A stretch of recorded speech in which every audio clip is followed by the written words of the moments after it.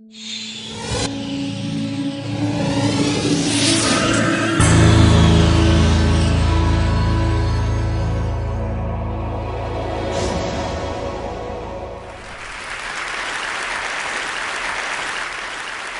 standing in front of you today in all humility, wanting to share with you my journey of the last 6 years in the field of service and education.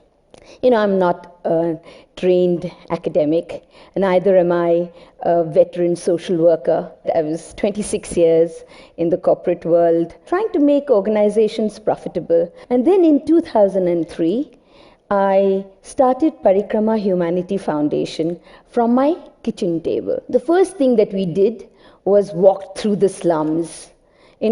By the way, there are 2 million people in Bangalore who live in 800 slums.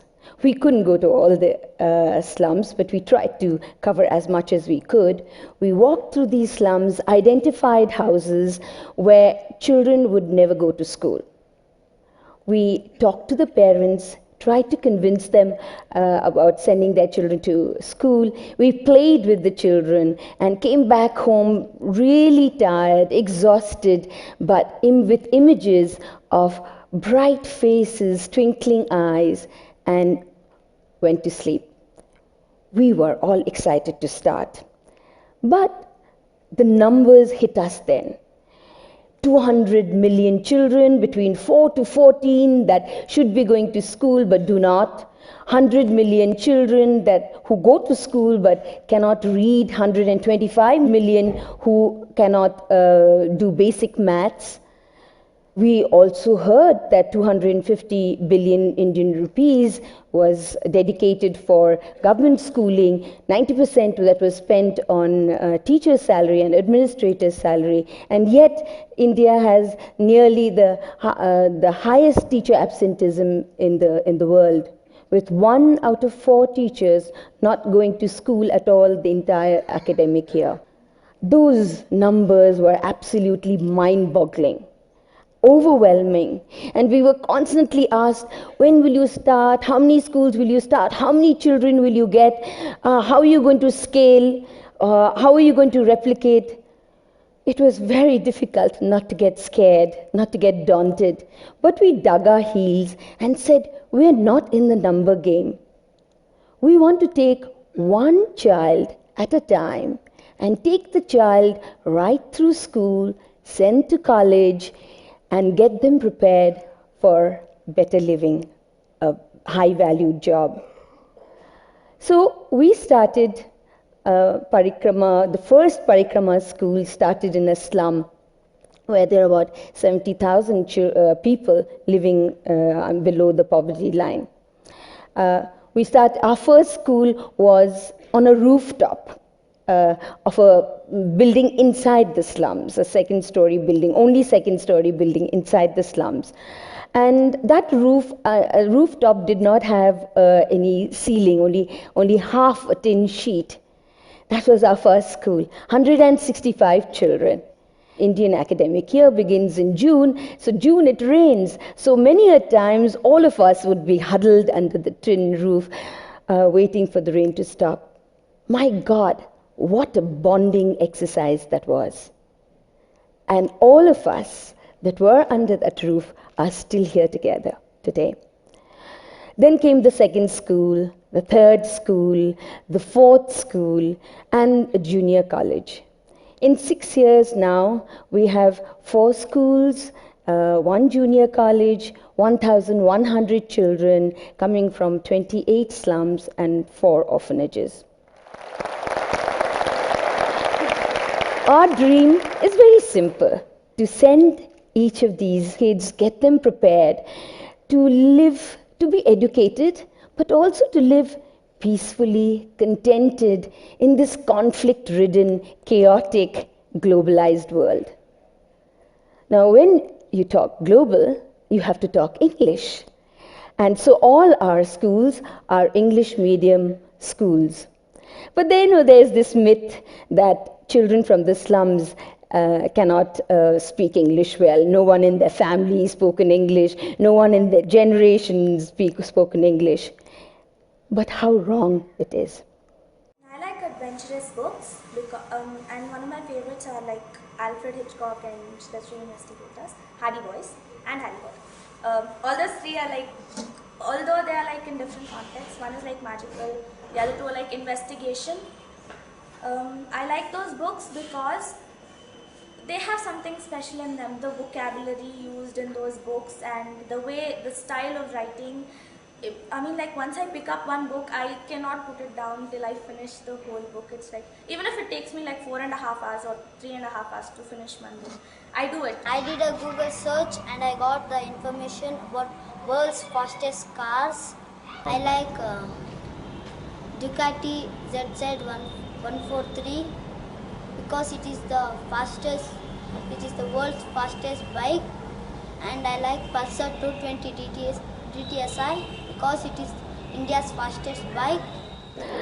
Well, the girl that you saw, her father sells flowers on the roadside.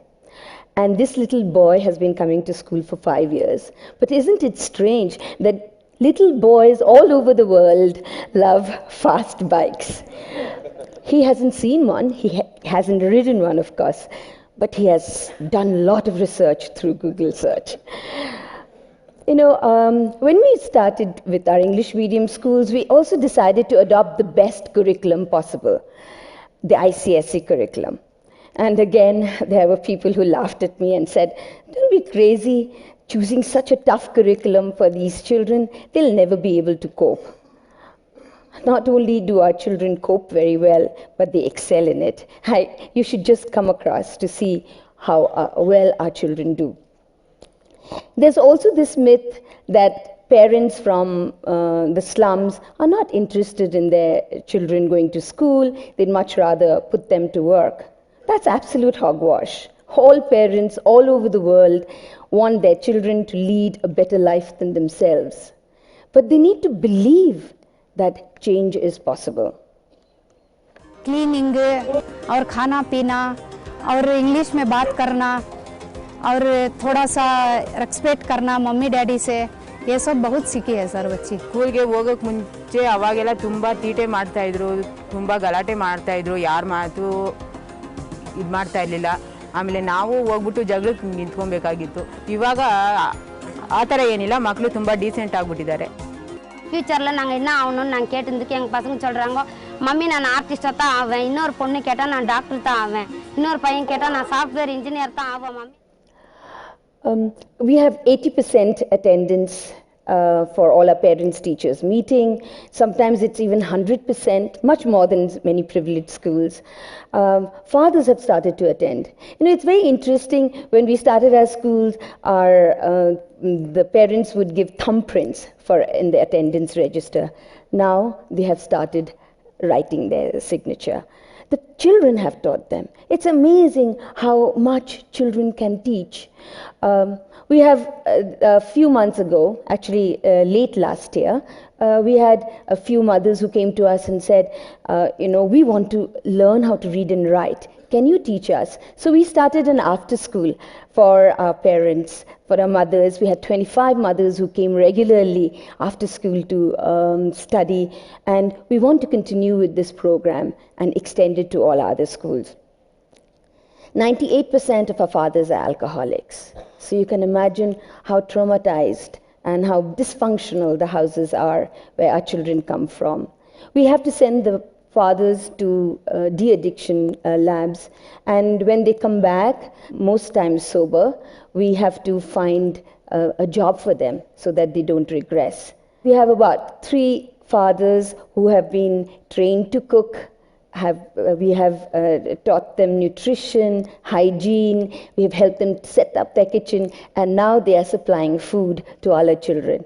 They do a very good job because their children are eating their food, but most importantly, this is the first time that they have got respect and they feel that they are doing something worthwhile.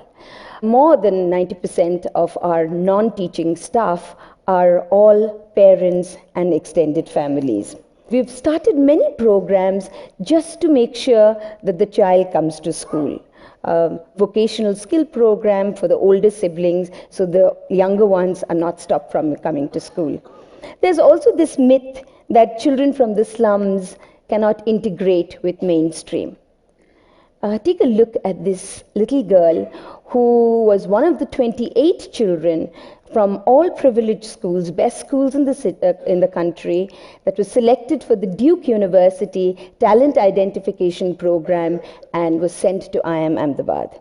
Duke Tip IIMA camp, whenever we say that IIMA, it was such a pride for us to go into that camp itself, and we went there. Everybody were very friendly, especially I got a lot of friends, and I felt that my English has improved a lot going there and chatting with friends and all those. There, we met children who are with different standard and all those, different mindset, a totally different society, and I mingled with almost with everyone. They were very friendly. I had very good friends there who are from Delhi, who are from Mumbai. Even now we are in touch through Facebook. After this Ahmedabad trip, I've been totally different, mingling with people and all those. Before that, I feel I wasn't like this. I don't even mingle. I don't start speaking with someone so quickly. And my accent with English and all this improved a lot. And I learned football, volleyball, frisbee.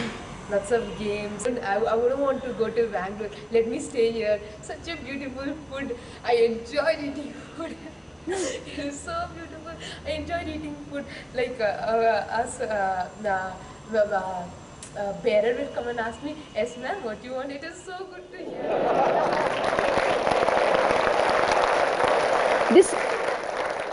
This girl was working as a maid before she came to school. And today she wants to be a neurologist. Our children are doing brilliantly in sports. They are really excelling. There's an inter-school athletic competition that is held every year in Bangalore, where 5,000 children participate from 140 best schools in the city. We've got the best school award for 3 years successively, and our children are coming back home with bag full of medals, but lots of admirers and friends. Last year there were a couple of kids from elite schools that came to ask for admissions in our school. We also have our very own dream team. Why is this happening? Why is this confidence? Is it the exposure? We have professors from MIT, Berkeley, Stanford, Indian Institute of Science who come and teach our children lots of scientific formulas, experiments, much beyond the classroom. Art, music are considered therapy and mediums of expression. We also believe that it's the content that is more important. It is not the infrastructure, not the toilets, not the libraries, but it is what actually happens in the school that is more important. Creating an environment of learning, of inquiry, of exploration is what is true education. When we started Parikrama, we had no idea which direction we were taking.